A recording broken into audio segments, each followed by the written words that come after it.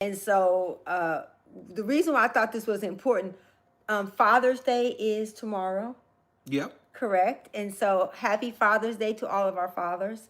And I thought that this would be a good tribute to help people to see the world through God's lens. And I'm going to start off by saying, not all men cheat. No. They do not. And I know that that's what the world wants to tell us, and that's the image they want to continue to put in front of our face so that we can normalize that, oh, men will be men, boys will be boys. But hopefully, by the time you decide to get married, whether you're 21 or 18 or 50, you are a man and not a boy.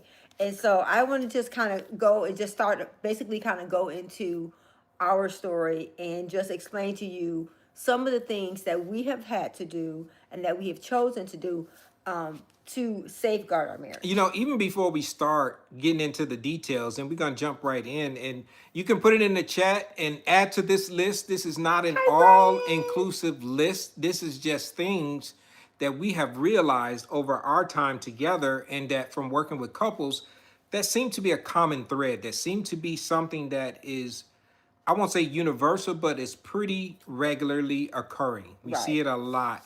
And when Renee asked me this question, I thought I misheard her when she said it. When we said we were talking about the topic and what we were going to talk about, she was like, "Well, adultery, you know, or cheating, or however you want to describe it." And I was like, "Okay." But one thing that we realized, because we haven't had this pop up in our relationship, well, I don't think it wait, wait, pops wait, up. wait. I would say this: when we were dating, we did not have cheating, but I think I was accused of cheating once. And I still to this day will say, no, I did not cheat. And that's open to your interpretation because I was late before. And we're going to talk a little bit about that.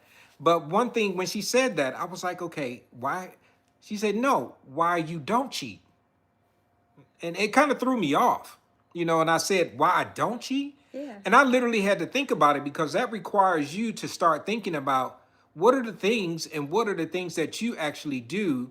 And it's not just the men. We know this goes both Because ways. women cheat too.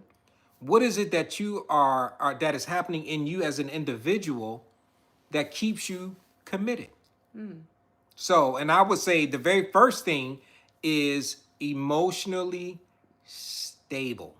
And I'm emotionally satisfied, stable in myself, but also satisfied emotionally with Renee from an emotional standpoint.